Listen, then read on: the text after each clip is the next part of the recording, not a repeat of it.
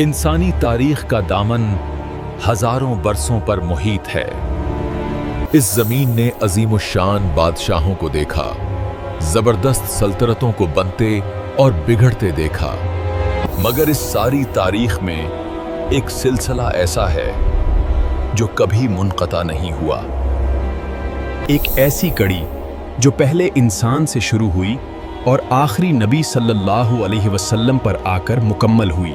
क्या आपको इल्म है कि रिवायात के मुताबिक अल्लाह ताला ने इंसानियत की रहनुमाई के लिए 1,24,000 अनबियाए कराम भेजे। हर दौर में, हर कौम के लिए, हर बस्ती में कोई ना कोई डराने वाला और बिशारत देने वाला आया, लेकिन कुरान मजीद में अल्लाह ने सिर्फ 25 अनबिया का नाम लेकर जिक्र फरमाया। क्यों? तो क्या आप तैयार हैं इन 25 मुंतखब हस्तियों की जिंदगी का राज जानने के लिए? कहानी की इब्तिदा उस वक्त से होती है जब जमीन पर इंसान का नामो निशान भी नहीं था। सिर्फ खामोशी थी या जन्नात की फसादे अंगीजियां। फिर अल्लाह ताला ने फरिश्तों के सामने एक फैसला सुनाया, एक ऐसा फैसला जिसने कायनात की तकदीर बदल दी। अल्लाह ताला ने फरमाया, मैं ज़मीन पर अपना खलीफा बनाने वाला हूँ। हज़रत आदम अलैहिस्सलाम पहले इंसान और पहले नबी। हज़रत आदम अलैहिस्सलाम जन्नत में रहने लगे, लेकिन इंसान तन्हा नहीं रह सकता था, इसलिए अल्लाह ने उनकी बाएं पिसली से माए हवा को पैदा फरमाया ताकि वो सुकून हासिल कर सकें। जन्नत की हर नेमत उनके लिए थी सिवाय एक दरख्त के।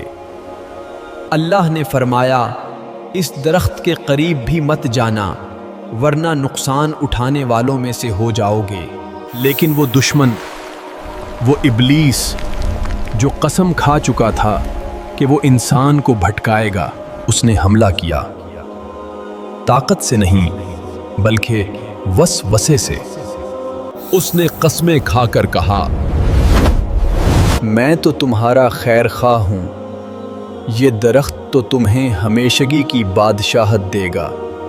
हज़रत आदम अलैहिस्सलाम भूल गए, उनसे गलती हो गई, उन्होंने वो फल खा लिया और जैसे ही नवाला हल्क से नीचे उतरा, जन्नत का लिबास उतर गया। उन्होंने अपनी गलती मान ली। ऐ हमारे रब, हमने अपनी जानों पर जुल्म किया और अगर तूने हमें माफ़ ना किया और हम पर रहम ना किया तो हम यकीनन बर्बाद हो जाएंगे। ये तारीख़ की पहली तौबा थी। अल्लाह ने तौबा कबूल तो कर ली, लेकिन तकदीर का फैसला आ चुका था। अल्लाह ने हुक्म दिया, नीचे उतर जाओ। रिवायात में आता है कि वो सरंदेब मौजूदा श्रीलंका या हिंद के पहाड़ों पर उतरे और माए हवा जिद्दा में। जरा सोचिए इस तन्हाई का। एक नई दुनिया, अनजान रास्ते, ना कोई घर, ना कोई इंसान, ना कोई मददगार। वो जन्नत की नेमतों से निकलकर कांटों और पत्थरों वाली जमीन पर आ गए थे। जुदाई का गम और अल्लाह की नाराजगी का डर। यहां से हजरत आदम अलैहिस्सलाम की जदोजहद का आगाज हुआ। इन्होंने जमीन पर पहला घर बनाया, खेती बाड़ी सीखी, पत्थरों को रगड़कर आग जलाना सीखा। वो सिर्फ पहले इंसान नहीं थे, वो पहले नबी भी थे। उन्होंने अपनी औलाद को सिखाया कि सिर्फ एक अल्लाह की इबादत करनी है। फिर वक्त गुजरता गया। हजरत आदम अलैहिस्सलाम की वफात का वक्त करीब आ गया। एक तवील उम्र गुजारने के बाद जब उन्होंने दुनिया छोड़ी तो जमीन पर तौहीद परस्त मौजूद थे। लेकिन उनके जाने के बाद क्या हुआ? कैसे शैतान ने दोबारा इंसानों को जाल में फंसाया। फिर तारीख के वरक पलटे, एक नई हस्ती का ज़हूर हुआ जिन्हें कुरान अदरीस के नाम से याद करता है और हमने उसे बुलंद मकाम पर उठा लिया। ये वो पहले इंसान थे जिन्होंने कलम का इस्तेमाल किया, जिन्होंने लोगों को लिखना सिखाया। वो सिर्फ इबादत गुजार नहीं थे, बल्कि वो कायनात के असरार पर गौर करने वाले थे। इंसान ने गुनाह करना शुरू कर दिए थे, लेकिन अभी तक शिर्क, अल्लाह के साथ किसी को शरीक ठहराना आम नहीं हुआ था। फिर हजरत अदरीस भी रुखसत हो गए और यहाँ से शैतान ने अपना सबसे खतरनाक जाल बिछाया। बुत परस्ती की इब्तिदा मोहब्बत से फरीब तक। ये किसी नफरत से नहीं बल्कि मोहब्बत से शुरू हुई। उस दौर में 5 बहुत नेक लोग थे, वद, सवा, यगूस, यऊक और नसर। जब ये फौत हो गए तो कौम बहुत गमगीन हुई। शैतान एक हमदर्द के रूप में आया और कहा, तुम इन नेक लोगों से बहुत मोहब्बत करते हो ना, उनकी यादगारें बना लो, उनकी मूर्तियां बना लो, ताकि उन्हें देखकर तुम्हें अल्लाह याद आए। लोगों को बात अच्छी लगी, उन्होंने मूर्तियां बना लीं। वो उन्हें पूजते नहीं थे, सिर्फ यादगार समझते थे। लेकिन जब वो नस्ल ख़त्म हुई और अगली नस्ल आई तो शैतान ने कहा, तुम्हारे बाप दादा तो उनसे मदद मांगते थे, उनकी पूजा करते थे। जमीन फिसाद से भर गई, ताकतूर कमजोर को किचल रहा था, फहाशी आम हो चुकी थी। ऐसे घुप अंधेरे में अल्लाह ने एक ऐसे नबी को भेजा जिन्हें शेखुल अंबिया कहा जाता है, हजरत नूह अलैहिस्सलाम। उनका मिशन बहुत सख्त था। इनकी कौम इंतहाई सरकिश और जालिम थी। हजरत नूह अलैहिस्सलाम ने उन्हें समझाया, ऐ मेरी कौम, अल्लाह से डरो, मैं तुम्हें दर्दनाक अजाब से डराता हूं। लेकिन जवाब क्या मिला? मजाक, ताने और पत्थर। वो उन्हें समझाते रहे, तुम्हारी ये ऊंची इमारतें, तुम्हारा ये जदीद तर्ज जिंदगी, तुम्हारे ये देवता सब खत्म होने वाला है। उस शहर के बीच एक तमाशा लगा। खुश्क जमीन, जहां दूर दूर तक पानी का नामो निशान नहीं था, वहां लकड़ियों का ढेर लगना शुरू हुआ। हजरत नूह ने किश्ती बनाना शुरू की। ये मंजर शहर वालों के लिए एक लतीफा बन गया। लोग अपने काम काज छोड़कर हंसते हुए वहां आते। वो तंज करते, देखो अब नबी बढ़ई बन गया है, क्या ये कश्ती इस सूखी सड़क पर चलेगी? फिर वो हुआ जो कभी नहीं हुआ था। पानी बादलों से बरसा नहीं बल्कि टूट पड़ा, और सिर्फ ऊपर से नहीं, जमीन के नीचे से। इनके खूबसूरत फर्श फट गए और पानी उबल पड़ा। वो लोग जो अपने मजबूत मकानों पर नाज करते थे, अब वो अपनी छतों पर चढ़ रहे हैं। वो शहर जो कुछ देर पहले तक रोशनियों और कहकहों से गूंज रहा था, अब चीखों में डूब चुका था। पानी का लेवल बढ़ता गया, महल डूब गए, बाजार डूब गए, गरूर डूब गया। एक तरफ पहाड़ की चोटी पर एक बाप अपने नाफरमान बेटे को आखिरी बार पुकार रहा था, और दूसरी तरफ वो लकड़ी की कश्ती जिसे पागलपन कहा गया, आज वही वाहिद पनाहगाह थी। जमीन पानी से पाक कर दी गई। तमाम नाफरमान हलाक हो गए। महीनों बाद पानी उतरा और कश्ती जोदी पहाड़ पर जा रुकी। जब हजरत नूह अलैहिस्सलाम कश्ती से बाहर आए तो ये एक नई दुनिया थी। पुरानी दुनिया अपने गुनाहों समेत गर्क हो चुकी थी। इसीलिए हजरत नूह अलैहिस्सलाम को आदम सानी, दूसरा आदम कहा जाता है, क्योंकि आज रूए जमीन पर जितने भी इंसान हैं वो हजरत नूह की औलाद में से हैं। लेकिन क्या इंसान ने उस खौफनाक अजाब से सबक सीखा? क्या आने वाली नस्लें सुधर गए? नहीं। वक्त गुजरता गया, नस्लें बढ़ती गईं और इंसान फिर से सरकश हो गया। इस बार ताकत का नशा इंसान के दिमाग पर चढ़ गया। सहराओं में रहने वाले कुछ लोग इतने ताकतवर हो गए कि वो पहाड़ों को तराश कर घर बनाने लगे। वो अपने कद काठ पर नाज करने लगे। उन्होंने कहा, कौन है हमसे ज्यादा ताकतवर? ये कौम आद थी जिनकी तरफ अल्लाह ने हजरत हूद अलैहिस्सलाम को भेजा। हजरत हूद अलैहिस्सलाम ने उन्हें तंबिया की, ऐ मेरी कौम, अल्लाह से डरो और उसकी इबादत करो। लेकिन उन्होंने कहा, हम तुम्हें बेवकूफ समझते हैं और तुम्हें झूठा ख्याल करते हैं। जब उन्होंने तनबिया को ठकरा दिया तो खुश्क साली आ गई, बारिशें रुक गईं, बागात उजड़ने लगे। फिर एक दिन उन्होंने देखा कि अफक पर एक स्याह बादल नमूदार हुआ। वो खुश हो गए और कहने लगे, ये तो बादल है जो हमें बारिश देने वाला है। लेकिन हकीकत ये थी कि वो बादल बारिश का नहीं बल्कि अजाब का बादल था। फिर वो हवा आई जिसे कुरान रीह सिरसर कहता है। ये ऐसी आंधी थी जो इंतहाई सर्द, शोरदार और तबाहकुन थी। तो फिर अगर ये आंधी मुसलसल 8 दिन और 7 रात तक चलती रही तो क्या हाल हुआ होगा। कौम आद अपनी जिस ताकत पर घमंड करती थी वही उनकी हलाकत का सबब बन गई। आद की तबाही के बाद उनकी जगह कौम समूद ने ले ली। ये लोग वादिये हजर में आबाद हुए, जिसे आज मदाइने सालेह कहा जाता है। ये फिन्ने तामीर के माहिर थे। ये आद की तरह सिर्फ इमारतें नहीं बनाते थे बल्कि पहाड़ों को तराश कर उनके अंदर अपने महल बनाते थे। उन्हें लगता था कि अगर तूफान या आंधी आई तो ये मजबूत पहाड़ उन्हें बचा लेंगे।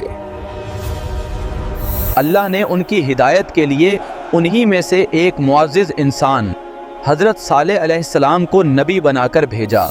कौम समूद ने हजरत सालेह अलैहिस्सलाम को चैलेंज कर दिया, ऐ सालेह, हम तुझ पर तब ईमान लाएंगे अगर तुम हमारे सामने इस ठोस चट्टान से एक जिंदा हामला ऊँटनी निकाल कर दिखाओ। ये एक नामुमकिन मुतालबा था। पत्थर से जानवर कैसे निकल सकता है? लेकिन नबी का ताल्लुक अल्लाह से होता है। हजरत सालेह अलैहिस्सलाम ने दुआ की, चट्टान फटी और सबकी आंखों के सामने अल्लाह की कुदरत से एक शानदार ऊँटनी बरामद हुई। ये अल्लाह की निशानी थी। हज़रत सालेह अलैहिस्सलाम ने फरमाया, ये अल्लाह की ऊँटनी है, खबरदार इसे हाथ मत लगाना। एक दिन ये पानी पिएगी और एक दिन तुम। कुछ अरसे तक तो वो डरते रहे, लेकिन फिर उनके अंदर के शैतान ने सर उठाया।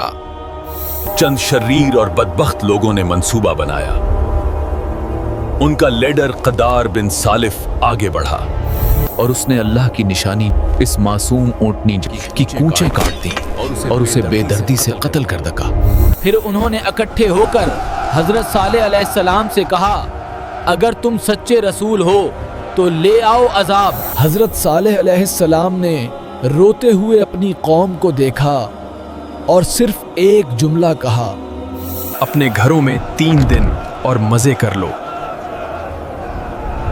ये वो वादा है जो झूठा नहीं होगा। 3 दिन की उल्टी गैंती, काउंटडाउन शुरू हो गई। पहले दिन उनके चेहरे जर्द हो गए, दूसरे दिन सुर्ख हो गए और तीसरे दिन स्याह। खौफ उनके दिलों में बैठ गया, लेकिन तौबा की तौफीक नहीं हुई। चौथे दिन की सुबह जब सूरज निकला तो आसमान से कोई पत्थर नहीं बरसा, कोई हवा नहीं चली। बस एक चंगाड़, एक ब्लास्ट साउंड व्यू आई, एक ऐसी खौफनाक आवाज जिसने उनके कलीजे फाड़ दिए।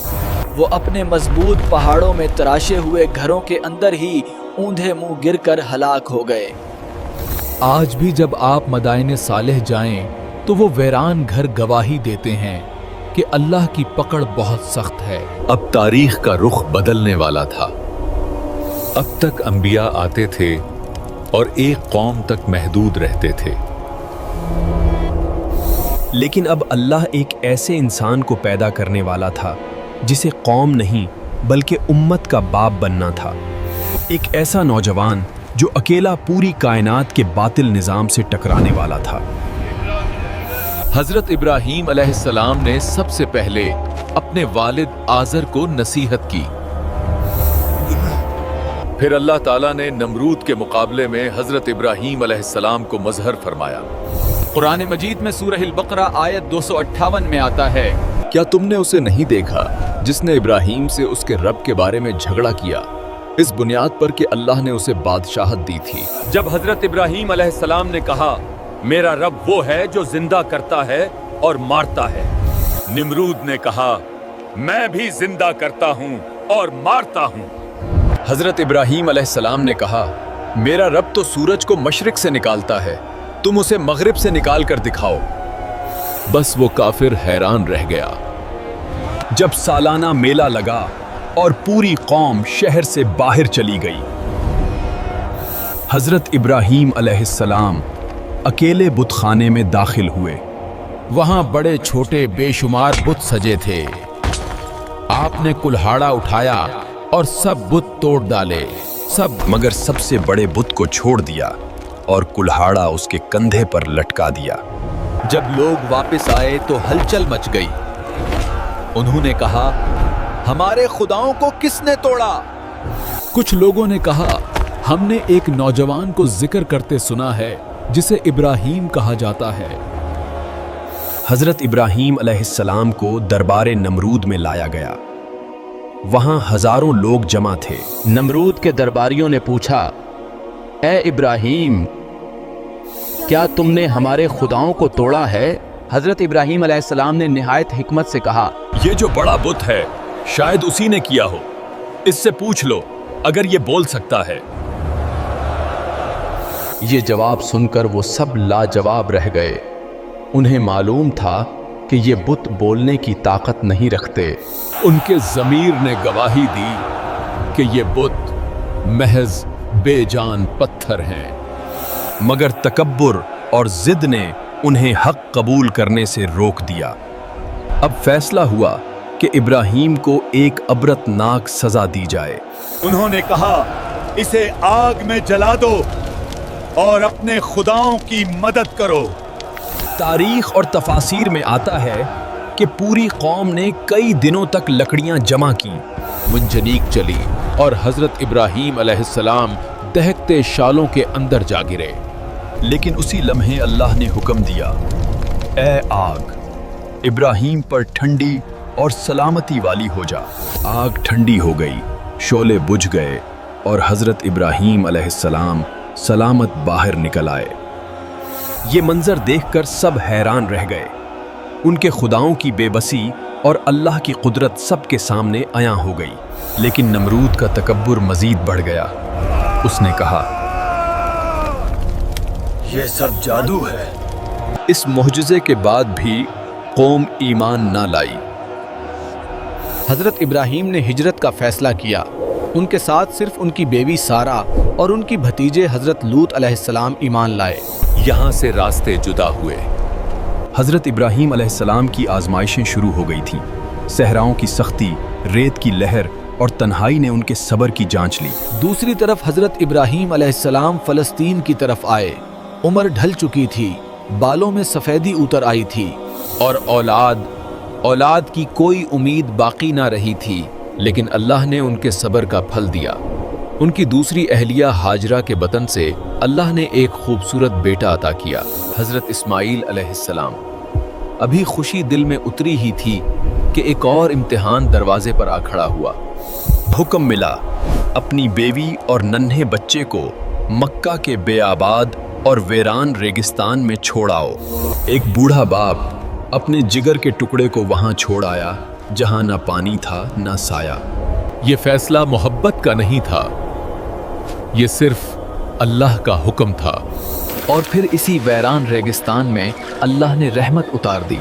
زمین پھٹی، پانی اوبلا اور زمزم کا چشمہ پھوٹ پڑا۔ یہی وہ جگہ تھی جہاں مکہ آباد ہوا، لیکن سب سے کڑا امتحان ابھی باقی تھا۔ جب اسماعیل چلنے پھرنے کے قابل ہوئے تو حضرت ابراہیم نے خواب دیکھا کہ وہ اپنے بیٹے کو ذبح کر رہے ہیں۔ نبی کا خواب خواب نہیں ہوتا، نبی کا خواب وہی ہوتا ہے۔ انہوں نے بیٹے سے پوچھا، اے میرے بیٹے، میں نے یہ خواب دیکھا ہے، تیری کیا رائے ہے؟ फरमान बरदार बेटे हजरत इस्माइल ने जवाब दिया, अबा जान कर गुजरिए जो हुक्म मिला है, आप इंशाअल्लाह मुझे साबर पाएंगे। मना के मैदान में बाप ने बेटे को आंधे मुना लिटा दिया। आंखों पर पट्टी बांधी ताकि मोहब्बत आड़े न आए, छुरी चलाई। लेकिन अल्लाह को खून नहीं, इत्तात चाहिए थी। छुरी ने ना काटा, अल्लाह ने जन्नत से मेंढा भेज दिया, इस्माइल को बचा लिया। यही वो कुर्बानी है जिसकी याद हम हर ईद पर मनाते हैं। इस बाप और बेटे ने मिलकर अल्लाह का घर काबा तामीर किया। अल्लाह ने हज़रत इब्राहीम की इस कुर्बानी को इतना पसंद किया कि उन्हें बुढ़ापे में एक और बेटे की खुशखबरी दी। उनकी पहली बीवी सारा के यहाँ हज़रत इसहाक अलैहिस्सलाम पैदा हुए। अब यहाँ से नबूवत की 2 शाखें बन गईं। हज़रत इस्माइल की नस्ल से आखिरी नबी मोहम्मद सल्लल्लाहु अलैहि वसल्लम आने वाले थे और हज़रत इसहाक की नस्ल से बनी इसराइल के तमाम अंबिया आने वाले थे। अल्लाह ने हज़रत लूत अलैहिस्सलाम को सदूम की बस्ती मर्दा समंदर के करीब की तरफ नबी बनाकर भेजा। वो कौम तारीख की बदतरीन बेहयाई में मुब्तला थी, हम जिन्स परस्ती। हज़रत लूत अलैहिस्सलाम ने उन्हें बहुत समझाया, लेकिन वो अपनी बुराइयों में अंधे हो चुके थे। आखिरकार अल्लाह ने उस बस्ती को ज़मीन से उठाया और उलट के पटक दिया और उन पर पत्थरों की बारिश की। ये भी एक अबरतनाक अंजाम था। हज़रत इसहाक के यहाँ बेटा पैदा हुआ जिनका नाम हज़रत याकूब अलैहिस्सलाम था, और हज़रत याकूब का ही दूसरा नाम इसराइल अल्लाह का बंदा था। इन्हीं की औलाद को बनी इसराइल कहा जाता है। हज़रत याकूब अलैहिस्सलाम के 12 बेटे थे और उन 12 बेटों में एक बेटा ऐसा था जिसे देखकर चाँद भी शर्मा जाए, लेकिन भाइयों के दिल में उसके लिए नफरत की आग जल रही थी। हज़रत यूसुफ अलैहिस्सलाम खूबसूरती और सब्र के नबी है। एक ऐसी साजिश तैयार हो रही थी जो एक शहजादे को गुलाम बना देगी और फिर गुलाम को बादशाह। उन्होंने यूसुफ अलैहिस्सलाम को शेर के बहाने जंगल में ले जाकर एक आंधे कुएं में फेंक दिया और बाप के पास एक कमीज ले आए जिस पर झूठा खून लगा हुआ था। हज़रत याकूब अलैहिस्सलाम समझ गए कि ये धोखा है, मगर उन्होंने वो तारीखी जुमला कहा, बस बेहतरीन सब्र है। दूसरी तरफ कुएं की तारीकी में नन्हे यूसुफ अकेले थे, मगर अल्लाह उनके साथ था। एक काफिला गुजरा, उन्होंने पानी के लिए डोल डाला और यूसुफ को बाहर निकाल लिया। लेकिन आज़ादी नहीं मिली, बल्कि उन्हें मिस्र के बाजार में चंद दरहमों के औज़ एक गुलाम की तरह बेच दिया गया। जरा सोचें ही, एक नबी का बेटा जो शहजादा बनने के लायक था, अब एक आजनबी मुल्क में गुलाम था। मगर अल्लाह की तदबीर देखिए, उन्हें मिस्र के वजीर ने खरीदा और महल में ले आया। यूसुफ अलैहिस्सलाम जवान हुए तो अल्लाह ने उन्हें बेपनाह खूबसूरती अता की, इतनी कि अजीज की बीवी ज़ुलेखा अपनी नीयत खराब कर बैठी। उसने गुनाह की दावत दी, दरवाजे बंद कर दिए। लेकिन यूसुफ अलैहिस्सलाम ने फरमाया, मुआज़ुल्लाह, अल्लाह की पनाह, ये गुनाह है। वो भागे, कमीज पीछे से फटी और पाक दामन रहे। लेकिन दुनिया के इंसाफ ने उन्हें कसूरवार ठहराकर जेल भेज दिया। कैद की काल कोठड़ी में कई साल गुजर गए। लेकिन जो अल्लाह पर तवक्कुल करता है, अल्लाह उसे फर्श से अर्श पर बिठा देता है। बादशाह वक्त ने एक ख्वाब देखा जिसकी ताबीर कोई न बता सका। तब यूसुफ अलैहिस्सलाम को याद किया गया। उन्होंने जेल से ही ख्वाब की ऐसी ताबीर बताई कि बादशाह दंग रह गया। यूसुफ अलैहिस्सलाम को जेल से निकाला गया, लेकिन अब वो कैदी नहीं हाब मिस्र के वजीर खजाना थे। फिर वो वक्त आया जब कहत पड़ा और वही भाई जो उन्हें कुएं में फेंक गए थे अब भकारी बनकर इनाज मांगने उनके दरबार में आए। यूसुफ अलैहिस्सलाम ने उन्हें पहचान लिया मगर वो नहीं पहचान सके। जब हकीकत खुली तो भाई शर्म से पानी पानी हो गए। उनका ख्याल था कि अब बदला लिया जाएगा, सर कलम होंगे। लेकिन यूसुफ अलैहिस्सलाम ने फरमाया, आज तुम पर कोई मलामत नहीं, अल्लाह तुम्हें माफ़ करे। यूसुफ अलैहिस्सलाम के किस्से के बाद आइए जिक्र करते हैं सब्र के बादशाह का। अगर आपको लगता है कि आपकी ज़िंदगी मुश्किल है तो हज़रत अय्यूब अलैहिस्सलाम की ज़िंदगी देख लें। ये बहुत मालदार थे, बड़े बड़े खेत, मवेशी और बहुत सी औलाद थी। शैतान ने अल्लाह से कहा, अय्यूब तेरा शुक्र इसलिए करता है क्योंकि तूने उसे सब कुछ दे रखा है। अगर ये नेमतें छीन ले तो वो नाशुक्री करेगा। आजमाइश शुरू हुई। हजरत अय्यूब का सारा माल तबाह हो गया, जानवर मर गए, घर की छत गिरी और सारी औलाद शहीद हो गई। लेकिन ज़बान पर शकवा ना आया। फरमाया, अल्लाह का था, अल्लाह ने ले लिया। फिर दूसरी आजमाइश आई, जिस्मानी बीमारी। उनके जिस्म पर ऐसे जख्म और फोड़े निकल आए कि लोग उनके पास बैठने से घबराने लगे। सब छोड़ गए, सिर्फ एक वफादार बीवी साथ रही। सालों तक वो तकलीफ में रहे, कूड़े के ढेर पर बैठे रहते, मगर ज़बान पर अल्हम्दुलिल्लाह जारी रहा। जब इम्तिहान मुकम्मल हो गया तो हज़रत अय्यूब ने दुआ की, ऐ अल्लाह, मुझे तकलीफ पहुंची है और तू सबसे बड़ा रहम करने वाला है। अल्लाह का हुक्म हुआ, अपना पांव जमीन पर मारो। वहाँ से ठंडे पानी का चश्मा फूटा, उन्होंने गुस्ल किया, बीमारी ख़त्म हो गई, जवानी लौट आई और अल्लाह ने उन्हें उनका माल और औलाद दिगनी करके वापस लौटा दिए। ये इनाम है सब्र करने वालों का। उसके बाद बारी आती है खतीबुल अंबिया, अंबिया के मुकर्रर यानी हजरत शईब अलैहिस्सलाम की। ये मदीन बस्ती की तरफ भेजे गए थे। ये लोग ताजिर थे लेकिन इंतहाई बेईमान। उनकी बीमारी ये थी कि जब चीज देते तो कम तोलते, डंडी मारते और जब लेते तो पूरा पूरा लेते और रास्तों में बैठकर लोगों को लौटते भी थे। हजरत शईब अलैहिस्सलाम ने उन्हें बहुत प्यार से समझाया, मेरे भाइयों, नाप तौल में कमी ना करो, जमीन में फसाद ना फैलाओ, मगर वो बाज ना आए।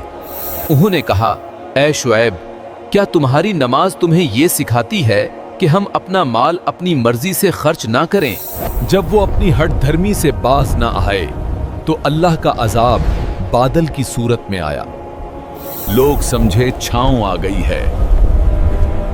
वो सब इस बादल के नीचे जमा हो गए। अचानक उस बादल से आग बरसने लगी और जमीन में एक जबरदस्त जलजला आया। वो सब के सब वहीं हलाक हो गए। हज़रत शुएब अलैहिस्सलाम वहाँ से अफसोस करते हुए निकल गए कि मैंने तो तुम्हें बहुत समझाया था। हज़रत मूसा अलैहिस्सलाम कलीमुल्लाह।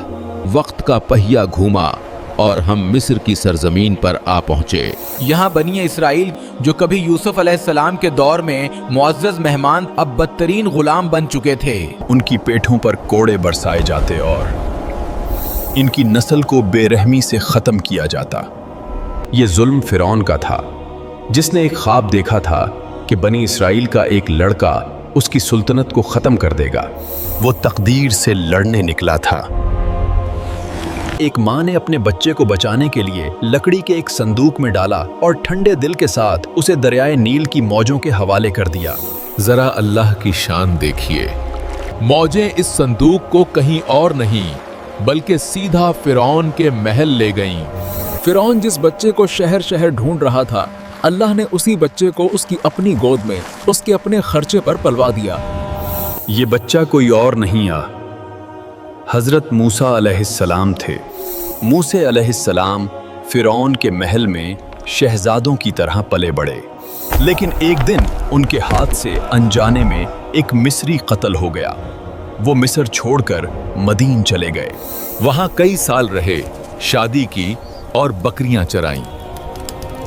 लेकिन कहानी अभी शुरू होनी थी। वापसी पर कोहे तौर के दामन में उन्हें एक आग दिखाई दी।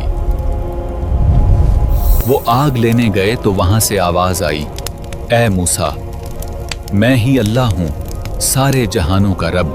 یہ وہ مقام تھا جہاں ایک چرواہے کو کلیم اللہ سے بات کرنے والا کا خطاب ملا، اور ان کی دعا پر ان کے بھائی حضرت ہارون علیہ السلام کو ان کا مددگار اور نبی بنا دیا گیا۔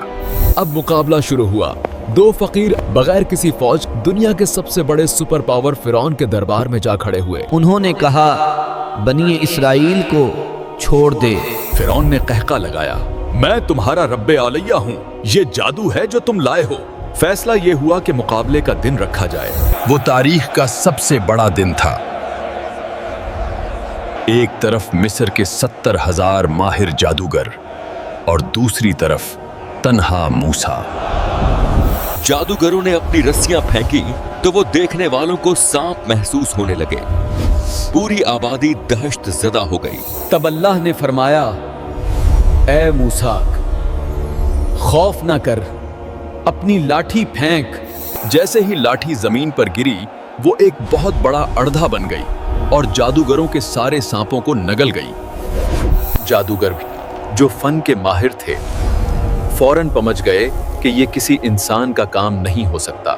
وہ وہیں سجدے میں گر گئے اور پکار اٹھے، ہم موسیٰ اور ہارون کے رب پر ایمان لائے۔ فرعون چیخا، میں تمہارے ہاتھ پاؤں کاٹ دوں گا، تمہیں سولی چڑھا دوں گا۔